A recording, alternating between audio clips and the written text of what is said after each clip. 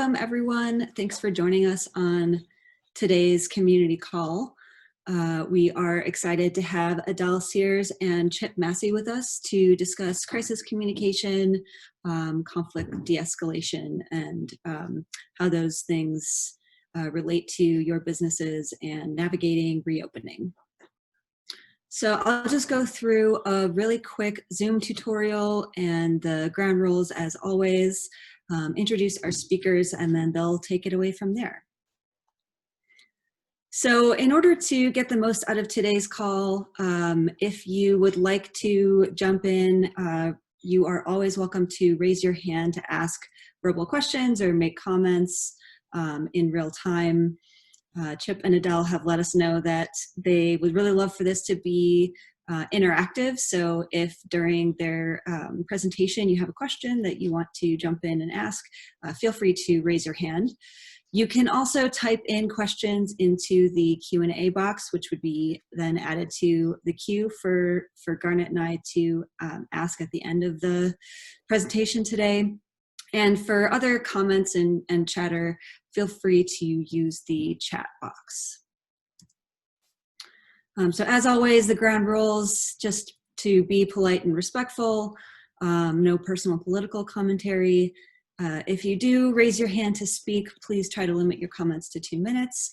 And if we have any rule breakers, we do have the ability to remove them. So today, again, our speakers are Chip Massey and Adele Cehrs from the When and How Agency. Chip Massey is a former FBI hostage negotiator and special agent. Currently, he's a partner at the When and How Agency and helps companies like Goldman Sachs and MetLife. He has worked with the CIA to track down spies and lead high-profile criminal cases and counterterrorism investigations. As a business leader, Massey has worked with startups and corporations and nonprofit leaders on crisis situations, high stakes, negotiations, and advanced interview techniques. Thank you so much, Chip, for being with us today. We really appreciate it. And Adele Cehrs has been heralded as a crisis communications expert by the Wall Street Journal.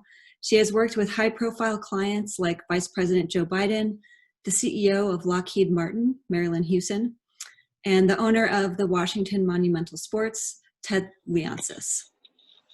As a well-respected entrepreneur, Adele was recently recognized as a business Wonder Woman by the Washington Business Journal. She is also the author of the book, Spike Your Brand ROI, How to Maximize Results. So thank you, Adele, for being with us today. We're really excited to hear from you guys on these really important topics. So I will go ahead and hand it over to you. Wonderful. Well, thank you so much for having us here, and thank you for that very generous introduction. We appreciate it. We are going to share our screen, and we'll get started. As Laura mentioned, we really want this to be an interactive and engaging session for you guys. So please ask any questions. We'd love for you to share. That'd be really, really helpful. Okay, hold on one second. I think I figured out how to do the audio thing, so that's exciting. So that happened. That's very encouraging. Okay, can everybody see my screen? I can. All right. Excellent. Well, thank you again for having us here. We believe at the When and How Agency that timing is everything. Given what is going on in the world today, we know that as business owners, and we hear you because we are business owners too, that this is a pretty stressful time. However, we want to give you some tools, techniques, and real-world applications of crisis communication work. Crisis and when people are under duress and under stress is all about human behavior, which in some respects is unpredictable and in other ways is predictable. So we're going to give you the things that are predictable today. We're going to go over that with you. Chip and I have developed this specialty by taking our two very unique disciplines, right? So me as a crisis communications expert and Chip as a former FBI hostage negotiator. We've melded those together and we've created some really interesting intellectual property and some ways at which We think we're looking at this crisis in a different way, with a behavioral lens. And we're going to give you some of those insights today. So we're super excited to do that. We believe that it doesn't matter what you say if you don't know when and how to say it, hence the name, right? When and How Agency. Right now, I think timing is incredibly important. And I always say that it's our job to get people into the news and get people out of the news. We help people get the spotlight and hide when necessary. But then Chip kind of is good about finding people when they're hiding. So that all works too for us. But, essentially what you are doing at your gyms and what you are doing, as business owners has got to be super important and intentional, especially regarding timing, because there's just so many things that are happening right now. Like, for instance, everything that's going on with the protests, and obviously that has something to do with what you say as business owners. The COVID updates from WHO and the CDC, and like everything that's happening from a medical standpoint. Updates on vaccinations, all of these things, updates on policies for how you clean your gym. It's all going to matter to your consumer and customer. And we all know that you know that, but then how much do you communicate? Do you communicate? Do you over communicate? I would say there's danger in over communicating too. So it really is about finding a good balance for timing and how you are controlling your message. So what we've done for you today is we've put together one video exercise we'd like to share with you in a little while that will go over what's happening right now. And we want to get your perspective and your input based on that video scenario. So Chip, I think we're going to do that in a few slides, okay? And I'm going to let you take this one. Great, yeah. So, and this is the thing, guys, where we ask you to exercise your imagination here. And we really want you to visualize the idea of legacy here. And how is it that, as the slide says, how is it you want to be remembered? You see, that's the cartoon version of the DeLorean from Back to the Future. So we want you to. I want to interject really quick. I saw this great meme on social media that said that Doc and like Michael J. Fox are sitting in the car, and up on top it says, "Whatever you do, don't go to 2020." It's so true. I know. That was awesome. So, right. So go on. Right. So what we want to ask you in this moment right here is, did you innovate? While we were in and still are in COVID times, what is it that you did? What kind of things did you try to do, or did you pull back from? And that's the corollary to that is, did you play it safe?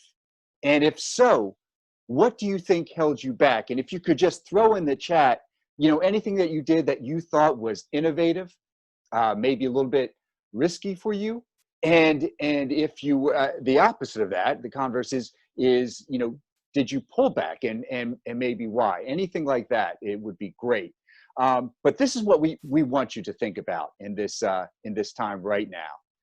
And the next slide, Adele, goes to, and this is the next thing. And Adele, you want to explain this? Sure. So we are sure that Garrett and Garnet and Laura have some industry awards that they give out every single year, right, guys? What's an industry award that you might give out in the climbing wall industry? Is there something you guys give out? We do. We have a Lifetime Achievement Award. Our awards have been a little bit all over the place, but there is a Lifetime Achievement Award. Okay, so let's say you are receiving your Lifetime Achievement Award from the Climbing Wall Association, and you are getting it because you innovated in this crisis. How did you innovate? But then we also want to get some competitive juices flowing for you guys, you entrepreneurs, right? And we want to say, you're watching your competitor get that award. What did they do right? how did they innovate? How did they push through their fear and actually get that award? And we want you guys to kind of share that with us. So share, did you innovate? Do you want to innovate? What might be holding you back? And then also, if you were seeing that competitor up on stage get that award, how are you feeling? And, you know, how are you internalizing that? So just a little bit of competitive juices, right? Obviously, I'm type A personality. I come from a long line of entrepreneurs. I am a fourth generation entrepreneur. My great grandmother was an entrepreneur during the Depression, which I find fascinating. And I also want to say, you know, the reason why we came up with this exercise is because, you know, in 2008, I had just started my agency and I was super successful right off the bat. Actually had a client, like literally, I think my second client I ever had, they were called Georgetown Cupcake, and I made them super successful. I mean, like overnight success, line out the door. They're still successful now. We got them a reality show on TLC. Like they are just, they're called, you know, so these girls are really super famous. And I think I was just so nervous to promote. Yes, guys, I know I'm a public relations person and I was nervous to promote our successes. And I just look back on that time frame and I kind of kick myself because I'm like, nobody knows I did this work. I have to kind of tell people in hindsight that I was the one who did it. And so I just would say, like, if I could go back to myself in 2008 and just say, make sure you tell everybody you did this. Make sure you told everybody how you innovated. And the way we did it was these girls came to us. I absolutely needed them to be a success. So, you know, I put them through my Jersey version of the so what test, right? And I said, you know, okay, guys, what makes you interesting? And they're like, well, our cupcakes are $4. I was like, oh, that's a deterrent. Like, that's really expensive cupcake. And they were like, oh, well, you know, our cupcakes are delicious. And I'm like, that's barrier to entry. And then they said, well, our cupcakes sell out every day. And I said, okay, well, that's pretty interesting. How many cupcakes do you sell a day? And they said 2,500. And I was like, gosh, that's a lot of cupcakes. That's a really interesting business story. I was like, we can make it even more interesting if we push your countertop a little bit closer to the door so that we force people to form a line out and around the building, because I believe the line itself will draw more traffic. And that is exactly what happened. It turned into this like Georgetown Cupcake line experience. And 13 years later, guys, even in a pandemic, there's a line out the door. So because we understood that people didn't want a snobby stuck-up cupcake. What they wanted was a cupcake other people would wait in line for. And so really, I took this idea of a cupcake, which you guys are like, cupcakes, climbing wall business, like what do they have in common? And what they have in common is human behavior, right? Because it's just like when you go to a restaurant and you see no one there, you're like, maybe we go to the one that everybody's at, right? Because, but maybe that's not true now, right? That probably is different now from a social distancing standpoint. But the point is we really want you guys to share how you innovated. Laura, Garnet, any comments from people? Yeah, just one clarification question, just going back one beat. What do you guys consider over communication? Oh, what do we consider over communication? I would say over communication is getting an email from my blowout bar where I get my hair done about how they care for my safety. I thought that was a lot. That was a lot, right? Like right in the middle of the pandemic, like it just happened. They were like, unfortunately, you know, we've closed our salon due to XYZ. And I'm like, that's like the, 120th place I want to hear from, right? And so to me, their timing was really off because like the pandemic just started. And then they were like, here's our update from the blowout bar. We're closed. And I'm like, okay, I kind of figured that, right? So that to me was like over communication. And then also, in a sense, really tone deaf, because it's like at this point, we're all just sheltering in place. We don't know what's going on. It was a very confusing time. So I think over communication can also be an understanding of your circle of relevance to your customer. So I think that has to be kept in mind. So you can actually over communicate in these situations, especially if you don't realize how the timing could be insensitive, right? So I mean, I just think certain gyms or certain businesses, right? And gyms are one of them.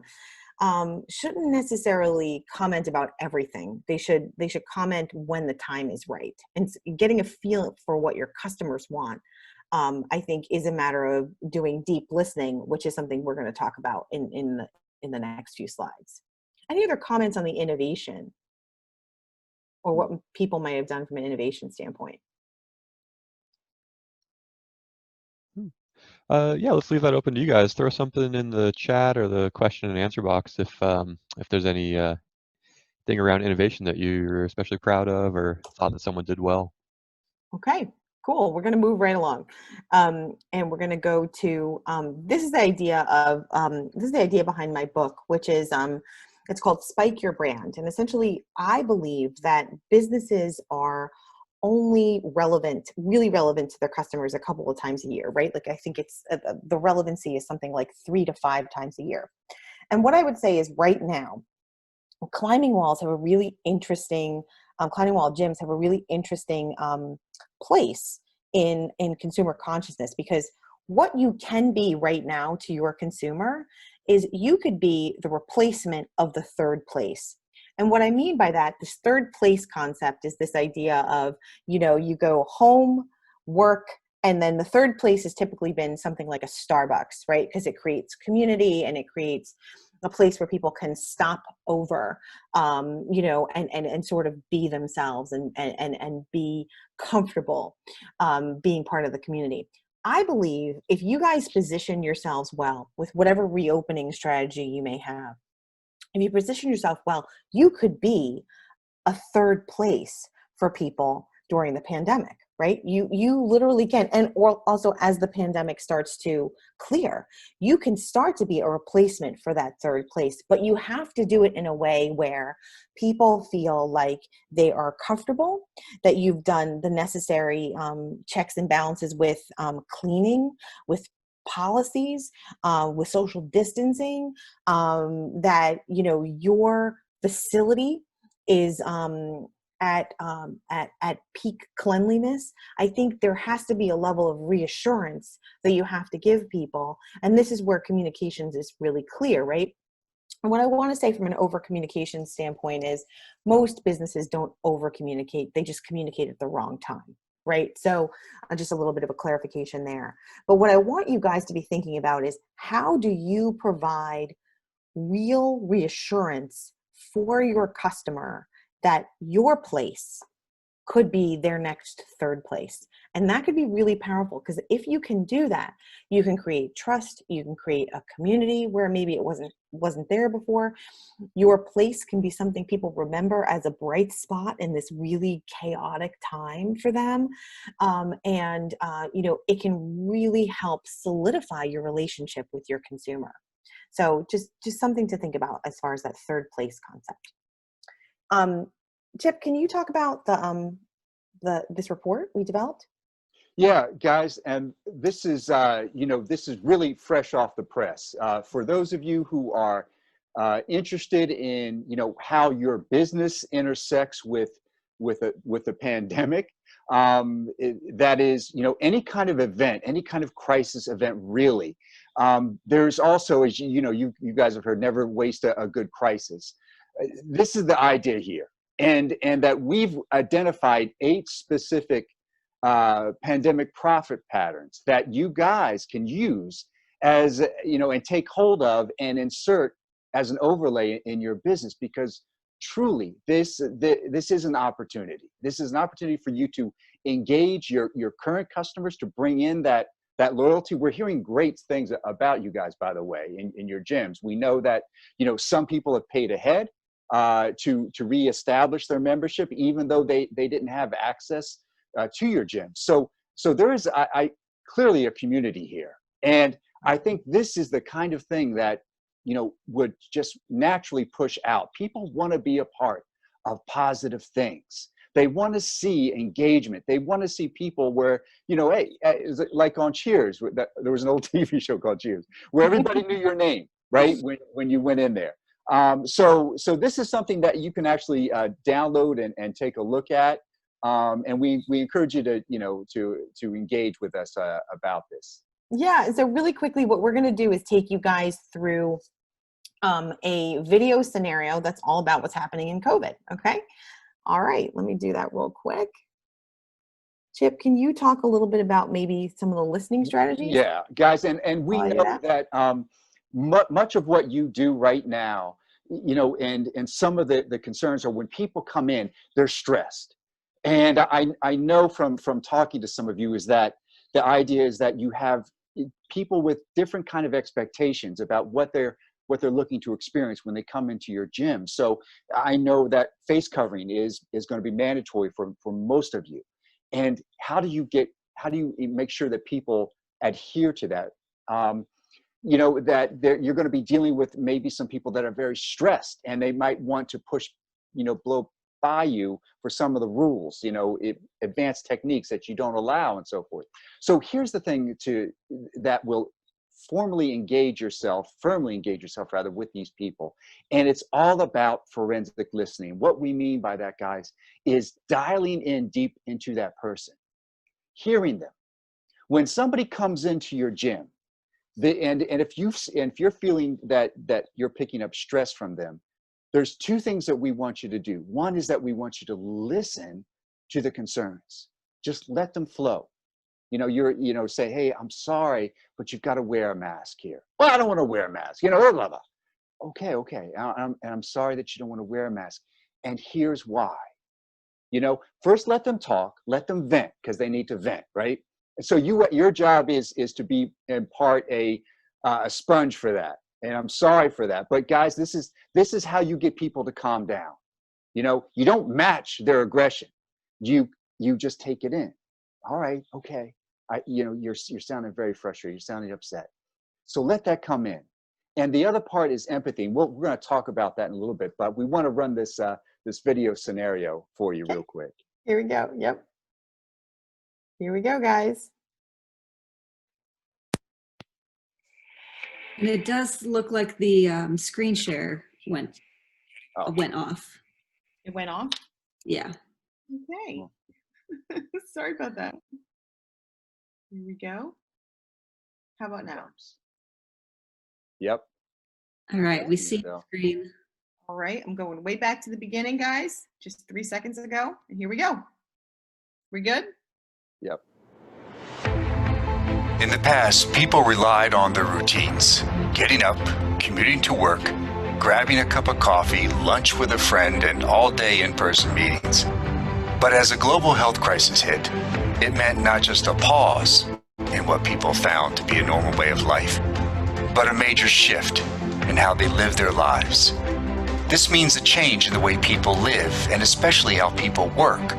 New consumer buying behaviors and patterns will begin to emerge. Will you know how to adapt?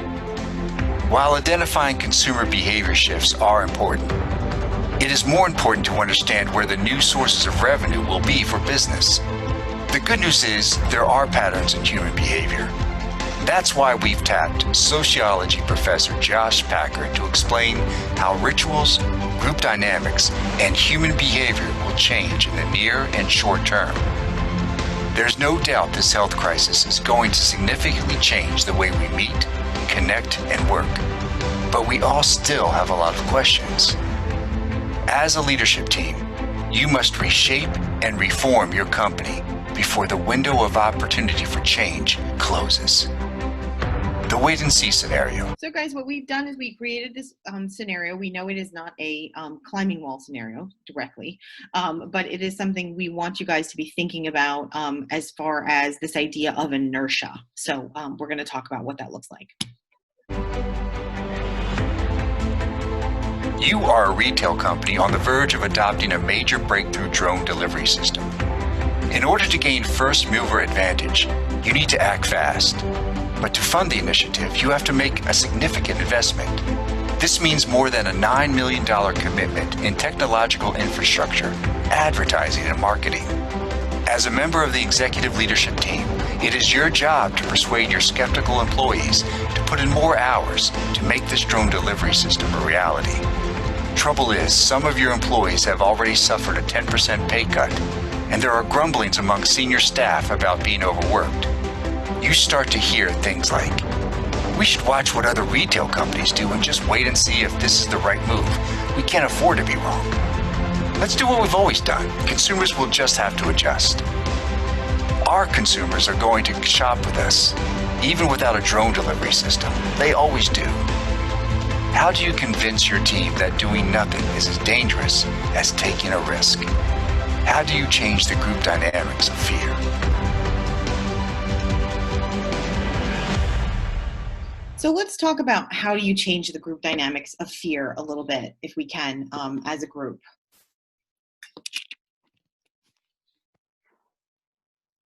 How are you guys dealing with that right now? How are you trying to address some of the fear that you know either your employees are having or that your gym members are having? We'd love to hear from you. Okay, we're going to keep going, and we'll be monitoring the chat. Hey folks, Dr. Josh Packard here. I'm a sociologist specializing in organizational behavior. I wanted to talk today with you just for a few minutes about the scenario that you've been given, because it's fascinating to me as a thought experiment about like what we should be doing as leaders in this moment, these unprecedented times. And for me, this really comes down to one thing, which is we know that change is coming. It's coming for you one way or another. Either you're going to drive it or it's going to happen to you. And it's something that I think the tendency, the natural sort of inclination for human behavior here can be to take a wait and see approach. That is, maybe other people in our field will figure it out first and we can follow their lead. But there's a real danger in not acting, and especially in not acting first in this moment. There's a quote that I love by W. Edwards Deming. He's a computer scientist. He said, "It is not necessary to change. Survival is not mandatory."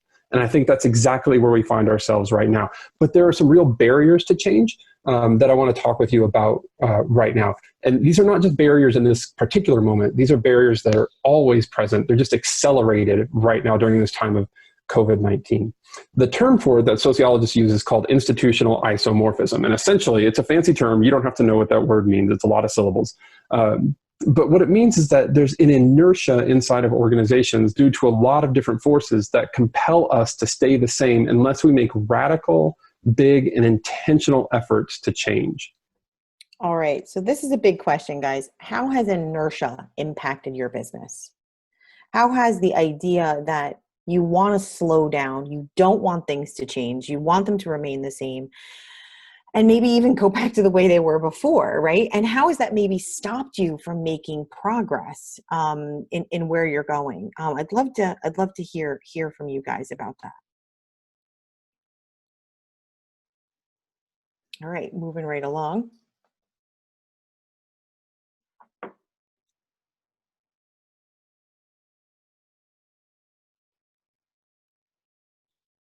Okay.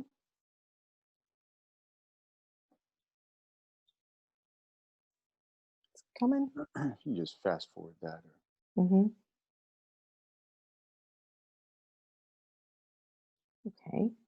And to understand where that inertia comes from. Thank you guys for your patience. And how do we break out of that inertia? Well, it's important then to understand where that inertia comes from. And if you think about your day-to-day workplace experience, it's largely like a set of what social scientists would call rituals. So, all of our standard operating procedures, all the incentive systems, the reviews that we have, the ways that we interact with clients, they tend to follow similar sets of patterns. And it's those rituals that allow us to operate at scales. I mean, imagine how crazy it would be if we were making everything up every single moment we sat down to do something. Like we need some like guided scripts, right? But it's also those rituals that keep us from changing. So when we want to make change in an organization, we not only need to make sure that our values are in line with our operations, but we have to do it in a way that gets us down into that micro level of like, what are the new rituals that allow us to enact those values on a daily basis? So that gets us down into, if we're thinking about pivoting to relationships, that means like, how do we measure? How do we track? What are we doing on a weekly basis that is relational and in this ritualistic way? Let me give you one example. Okay, sorry about that. So working with a company that was doing this, and what we did was designated somebody to be the sort of relationship conscience for the organization during this 3-month transition period. And all that person's job was for these 3 months was to make sure that everything they were doing was seen and could be defended through this lens of relationships. And having that person designated in that role meant that they weren't like nagging, like everybody knew it was their job. And so it forced everybody to rethink and to make sure that no matter what they were doing, that there was a relationship angle to it. And then what emerged after this is not only a new set of procedures and operations, but a new culture that was formed around relationships, not just around doing what was best for the ways of sort of getting through the processes of the old organization. So very important stuff there, guys, right? This whole idea of, this concept of creating new rituals, and the fact that there is a window of opportunity because people are so used to now the way they've adjusted to working from home, right? We've all created our own new rituals. And so for you as a company, as a gym, as a small business owner, as an employer, you can start to create new rituals that are going to give your employees a sense of safety, a sense of comfort, also your customers a sense of safety and comfort. And if you are looking to make big changes, now is the time to make big changes, which is something that's kind of counterintuitive to what you would think, right? Like as you're going through a crisis, are people, stressed and maybe too stressed to make changes? And actually, this is when they're open to these new ideas. They're open to new concepts because their routine has sort of been shaken up a little bit. So if you're looking to innovate, if you're looking to do something new, right now, you'll probably get the most buy-in from your employees and your customers. So just really interesting to be thinking about that level of engagement and what that looks like. Yeah, we had an interesting question come through the chat. Going back to the third place concept that you had mentioned earlier, that's definitely a concept that we've taken to heart broadly in the climbing industry and has been really successful in I'd say most gyms even, where there's a very strong sense of community and almost a familial bond in most places. Big fear, I think, for a lot of people, what that looks like once you start treating your facility less as that type of an institution and more of just a place to come and climb, where you have a 2-hour time slot and you have to get in and get out, and there isn't that time that people might be able to sit and chat with each other. Any interesting strategies that you've come across in other businesses or that just pop into your head that might help answer some of those questions for climbing gyms? Yeah, I mean, I have some ideas, Chip. I'd love for you to, jump in as you think. I wonder if is some kind of time slot you give for community engagement. Maybe, so if you have a 2-hour time slot, maybe there's 15 minutes that's about engagement or about like making sure people are okay and, or making part of that engagement, maybe part of a virtual experience. I mean, I think so much of us are craving those relationships now, right? Like, it's like you've never wanted to talk to your neighbor so much as you do right now, right? Just because you don't see many other people. I mean, I think that's kind of what's happening. Like it's almost creating more of a community or more of a desire for that. So maybe even to say like, hey, do you want 15 minutes to talk about different strategies? Do you want to schedule that time, like almost as a scheduling community time within the gym? So I don't know, something interesting there.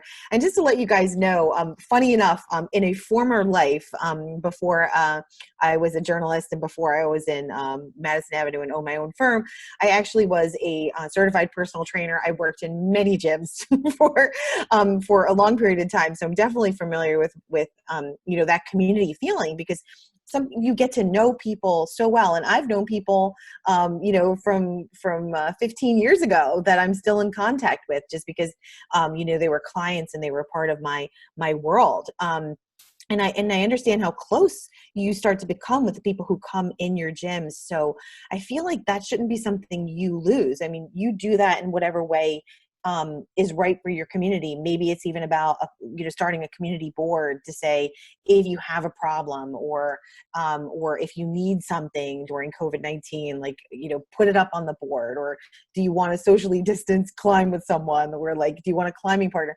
Put that up. Create those new interactions. I think that's where you start to change the rituals. Chip? Yeah, and I would add to that, and that's great, Adele, exactly, because you guys know your gym members. You know these people that come in, and what's fantastic about that is that you know where they need engagement. Like Adele was saying, I knew some people that would come into my gym, and really they were there to socialize. They weren't there to lift, to exercise, or anything, or learn new, grappling techniques, or handholds. Strengthening. It was all about the socialization, right? So you know who those people are, and you know how to feed into that. What makes them feel good? It's going to be, hey, a good conversation. What'd you do last week? What'd you do last night? What's kind of thing like that. Others are going to be very specific, right? How do you, what are the 5 best ways to strengthen hand grips? Things like that, or this new maneuver I'm trying. All those things. Your membership feed into those things. And you'll find, and this is really kind of exciting, is that it's an individual way of furthering that connection.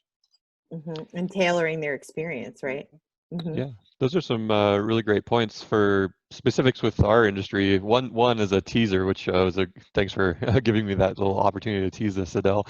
But next week's webinar will be on that digital engagement and some best practices and strategies, how you can continue that conversation and community building potentially outside of the gym as well. And then I was going to add in on one of our previous webinars where we had a conversation with gyms who have reopened. I'm pretty sure it was adrenaline climbing in Georgia. It sounded like they were taking a really active role in going out and having one-on-one conversations with the people that were coming into the gym, kind of as you mentioned, Chip, to just foster that community still, make sure that people still had that little touch of, oh yeah, there are other people here, and we can still talk to each other even if we can't hug maybe. So yeah, thanks for those thoughts. And just some other thing I'd like to add too. I am an avid member of Orange Theory Fitness, right, guys? I was a total addict before this whole thing, this whole thing blew up and then stopped. So I was going for a solid 1.5 years. I was going 4 times a week, right, like really religiously. And I think the way they've handled things is pretty interesting. And I'm looking at it from a crisis communication standpoint, right? And they've sent a lot of every once in a while they would send these things like, hey, you've done 250 classes. You've just reached this mile marker right before COVID happened. Like, make sure that you come back to the gym so that you can get to 300 and you can be, rewarded in this special way, whatever. But then they did something really interesting that was sort of a turnoff for me. And I want people to realize that this could actually backfire. They have sent a contract to everyone who's a member of their gym, and they said, all of our policies and procedures have changed. Now we want you to re-sign this contract. And it was very impersonal, and there was no personal message attached. It's just like, sign this contract or you can't come back to the gym. I feel like that's not a good approach, but I'm sure that it is something that a lawyer recommended be done in a way to make it so that people realize the new policy and procedures are in place. Be careful with that, because that can really turn someone off. Like, now I'm like, all right, well, I'm not signing that. I'm going to look at it very carefully. I don't feel like I'm part of the community. I feel like they're trying to make me sign something that's like maybe not in my best interest. Like, it just really put a bad taste in my mouth about the gym that I was really looking forward to going back to. So just little things like that can really, make a big impact in how people see your gym and their relationship with your gym. And hey, I'm paying a lot of money per month. I want to feel like I'm coming back to a place that's similar to the way it was before. Or if you tell me that it's not going to be, reassure me. I need reassurance. And that's something we want to talk about a little bit, is this idea of a reassurance scale and how to figure out where you are on that scale. Am I still sharing my screen? Nope. No, I don't believe so. No. All right. Yeah, we have another question here, just kind of moving back to where we left off on the idea of inertia. Yeah. Are there any types of organizational inertia that are especially damaging long term? And then I might even step back and expand that question to saying, are there some good strategies on how to identify what sorts of organizational inertia are present in your business? Yeah, I mean, I think one of the ways to identify organizational inertia is you getting, you're hearing things like, we've always done it that way, we have to do it that way still. Or we understand that things have changed, but it's really going to, impact people's experience, instead of being like open to what possibilities exist, right? Like, for instance, if the one gym, that I belong to sent a contract and they sent that in a way that was like friendly and nice, even though they've probably never sent a contract like that before, they needed to change their approach, right? And so I would have been open to maybe how you change your approach. And I think as leaders, we need to be more open to suggestions than ever before, and suggestions from anyone.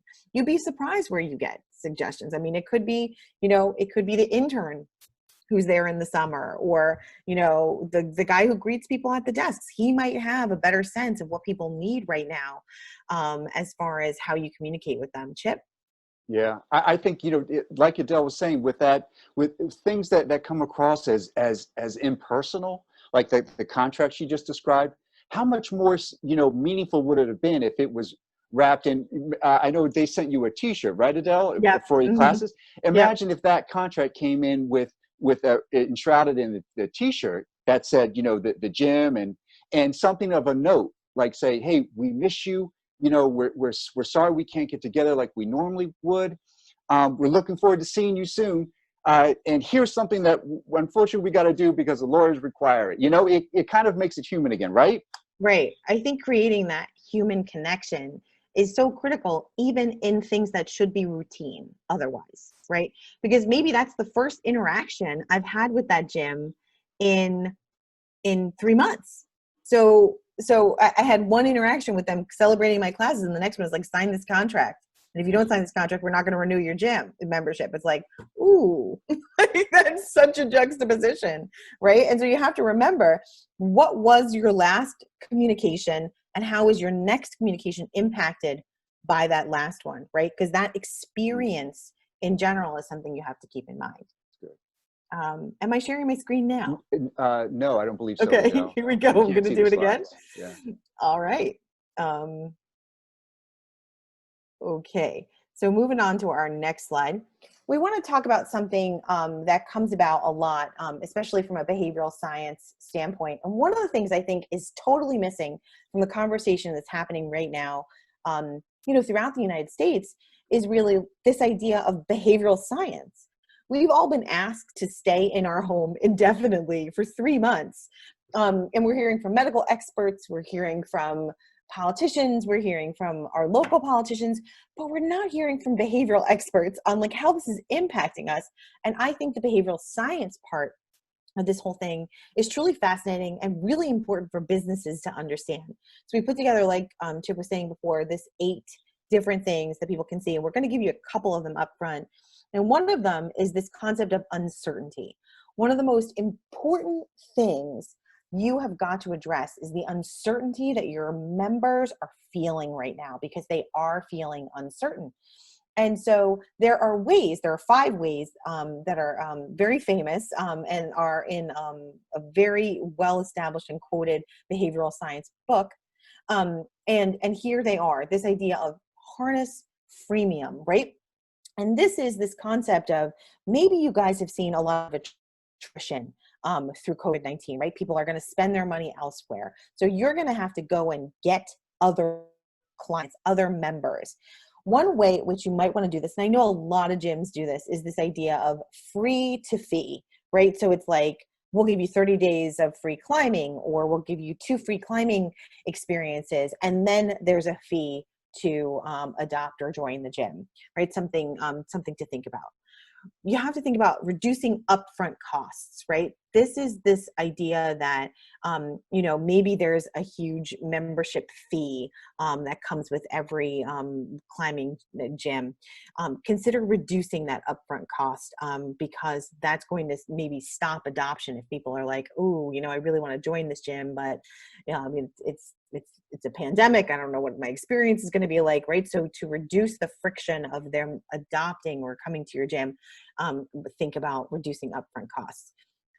This is really interesting. This is a concept of driving discovery, right? Make it possible for people to discover your product or your gym through targeted experiences. So a perfect example of this is I was staying at the W in Chicago, and I love the W because they have these like amazing heavenly beds, right? And so like anytime I can stay at a W for a business trip, I find a way. Essentially what they had was they had a private driver and access as much as you wanted to an Acura SUV. And what they did was they had the driver take any of the hotel guests anywhere in Chicago around the city for free. And this very professional driver would tell you all about what the car was. And you're sitting in this car and you're like, gosh, this is a really cool car. Hey, you know what? I don't want an SUV right now, but maybe I will want one in the future. And you know, guys, that was such a sticky experience. It was such an interesting experience that when I went to go buy a car, specifically an SUV 3 years later, I test drove an Acura SUV simply because of this experience. So just something to think about, like what kind of experiences can you have? Can you have a professional climber come in and socially distance and provide, you know, some kind of experience for the members of your gym? And Chip, do you want to go over the next two? Yeah, and that's, you know, all the things, you know, guys, to do to reduce the idea of friction, right? You want your people there to be able to come in, you know, without you know, too much resistance. That's the thing. So anything that offers, you know, coupons, money back guarantees, anything like that will further make it easier for them. And the idea is that you want them in. That's why we make it easy to try, right? You want them there. And it is my fervent belief that because you guys have such great community with your members, that, you know, word of mouth is so strong in that community, but you also want new prospects, right, to come in. So this is a way for you to figure out different ways of reaching out to other people that normally wouldn't be in, like, say, the climbing community, and have them try your gym for just like perhaps a small fee, or like a grand reopening, you know, time when you're allowing people back in. Yeah, and moving right on, this concept, and this is something that Josh talks about in the video, you know, there's this window of opportunity that exists right now. And so how are you going to be making those big changes? What big changes have you always wanted in your climbing wall gym that you haven't been able to provide, you know, and how can you do that right now? You can make those big changes. Isn't that exciting, right? Any of those innovations you've been wanting to try, pull them out, guys. Now's the time. And even if they fail, it's okay, because everybody else is so busy with their own concerns. It's all right. It will go over well, right? So don't be afraid to fail right now. You know, it's worth it to try something new and innovative, and you'll look back at this time, and I'm telling you, because I did this with 2008, you will look back with regret that you didn't try something new, because you had this opportunity where you could make those changes. Think about what that looks like. Chip, I'm gonna pull it over to you, and we're gonna kind of switch gears a little bit, and we're gonna talk about, you know, some of these de-escalation techniques that we talked about before, right? Because we think it's very, very important that as you reopen, you understand that people are dealing with fear, they're dealing with uncertainty, they're dealing with their own inertia, your inertia, your employees are scared, they don't know exactly what work is gonna look like, and so how do you calm the fears? You know, how do you de-escalate stress?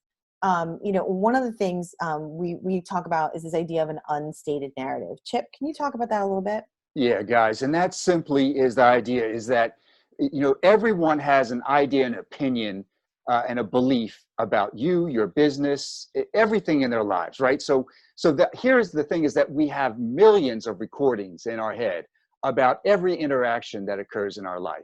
Now, when it comes to a one-on-one or one-to business, like say, for example, everyone has a belief about you and about you as a business person, about you as a gym owner, about you as the way you run your gym. And it's rarely does it match up with what they say. So understand there's a disconnect between what they believe and what they might actually tell you. And this is why sometimes, customer surveys or suggestion box really kind of can miss the mark, because people actually are reluctant to say what it is that's on their mind. And here's how you get to that, guys, is that you ask open-ended and robust questions. And what we mean by that is to get to that person's unstated narrative, ask something that is perhaps reaching into their background. Ask, hey, who were your heroes growing up? Or what was your, what was the best movie you ever saw and why? These are the kind of things that will bring out, somebody's deeply held ideas, beliefs, and also you'll see who they want to be. Now, we use unstated narrative as a means to get to somewhere else, and this is about what we're calling de-escalation. And we want to cover this real quickly with you guys. I know we're limited on time, but Adele, could you the next slide, please? Absolutely. I'm sorry. So de-escalation techniques. And folks, when somebody comes into your gym, and it's maybe this is the first time you've seen it, or maybe it's that difficult customer who's never happy with really anything, or they're always grumbling about something, right? This is oh my gosh, every gym has like a few, right? Like 10%, exactly. And so it's all about your voice, your pitch, your tone, and cadence. Guys, when I was a hostage negotiator, and this is what Adele showed me one time, she was asking me some questions about this, over 90% of what I did as a hostage negotiator was done over a telephone. That means that I was talking to the hostage taker without a direct line of sight. So the only thing I was able to use was my voice. And that's all I got to see from them was their voice. So it is important that your pitch, your tone, your cadence match what it is you want that person to embody. I can't stress this enough, guys. We have seen it in our practice when we've dealt with individuals, is that you're going to communicate the attitude you want them to have. So if you're one of those people that's just like, kind of leader, like, I got to do this, got to do that. No, you can't do this, you can't do that. You're going to have uptight people. You're going to have an uptight staff. What you want to do is be approachable, right? You want people to come to you with problems. You want people to come to you and be, listen to the rules and follow them. And here's how you do that. You be the kind of person that is calm, right? So you're calm with your voice. You're reaching out to empathy. Right? You might have a huge disagreement with that person. That's fine. But if you do it in a way that understands their viewpoint and say to them, guys, I'm sorry that, you want to do this advanced technique. I wish you could, but, it's for legal reasons, or other kids will try to mimic you, or something that gives them a reason, It's so guys, it's not intimidating at all to have a former FBI hostage negotiator as your business partner. Yeah. As you can tell, I win a lot of arguments. Yeah, she does, though. She's got all these techniques now. I don't. Another thing to use, guys, is mitigation. So you have an advanced person come in, or you have a very angry person coming in, and they want to be in charge.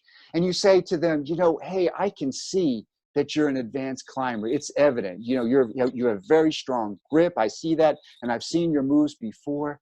Hey, I wish you could do this here, but unfortunately, we can't allow it. But we know how good you are. And, if ever there's a time when, you feel like you could share some of these techniques or new moves just to tell other people about them, maybe there's a time we could do that online or something. So offer these people venues, in other words, mitigation, that maybe they came at you in the wrong way, but you offer them a way to kind of merge off that lane and get in a lane that they could really perform well. We call this next thing the three magic words. And it's so important when somebody's at a heightened level, folks, to be able to come back to them with the last three words that they've said. And I'm going to give you a quick example. We had a guy in one of our classes at a startup tech industry. And he said, yeah, Chip, I know about these three last words and so forth. He goes, it doesn't work. I said, it works, but tell me your story. So he said, I was home and my girlfriend came back from work and she was so upset. And she came into the room and she said, I had the worst day ever. He said, you had the worst day ever? Yeah. Said, my boss came out and yelled at me for no reason. He said, for no reason. Right. And she said, and it humiliated me in front of my colleagues. And as she said that last thing, he said, in front of your colleagues. She turned and looked at him and saw he was on his phone texting somebody. And she said, hey, you're not listening to me. You're just repeating the last three words that I've said. And he said, so Chip, it doesn't work. I said, the technique works. You're just an idiot. And what we mean by that, guys, is that you have to make sure that you're authentically using these techniques. So when you do your, the three magic words, that is the last three words somebody says, or you're trying to connect with them with empathy, be authentic with it, because otherwise it's going to backfire badly. And guys, I'm telling you, Chip has used this on me and I didn't even notice it. And then afterwards I was like, oh, you just said the three magic words. But it does work, guys. And she's used it on me too. And it works because in the moment, right, people just want to be heard. Yeah. And if you can hear them in their time of need, when they're in a crisis mode, it will make all the difference. You will win a friend for life. And I know a lot of you have gyms where your staff is much younger. One of the best ways to approach somebody who is older than they are is to say, I'm sorry. You have no idea the amount of road you can gain if you just say to somebody, and it's not your fault, understand that. It's just saying, I'm sorry you can't, you have to use your face mask. It sucks, I know, but the laws require it. Or I'm sorry you can't do that technique here. We're limited in our liability policy. Anything that will tone it down, will show that you were just trying to reach out and you're trying to be reasonable. And it will make all the difference, guys. Yeah, absolutely. And this idea, guys, and we're happy to send this to anyone who requests it. So please put your email in the chat boxes or send an email to Laura or Garnet. We are happy to provide this, but essentially this is the idea of the reassurance scale. So how often are you communicating? What are you communicating? What's the tone and approach to your communications? You can measure where you are on the scale. And what we've heard from Laura and Garna is that you guys are doing pretty well, right? You're probably in the 5 to 6 range. But we want to help you get up to that 7 to 8, 9 to 10 range where people really feel like they're excited to come back to your place, that they're excited to come to your gym, and that you're doing the right thing. So, so please let us know if you need that. You can also have access to our 8 pandemic profit download that's on our website at whenandhowagency.com. And Garnis provided a link in the chat as well. Wonderful. And just to let you guys know too, I've written a lot for the Wall Street Journal in their risk management and compliance section. So they had a crisis of the week section for a really long time. So you can go back in some of those crises and look back at what some other companies and corporations did, and to make sure that you don't make some of those same mistakes. We also have a number of ways in which we can help you right now. We're happy to do a number of different business strategies, help you make your your positioning perfect for the market, and we have 90-day coaching. So just something to think about. We want to thank you guys for your time. Is there any other questions or any other way at which we want to close this out?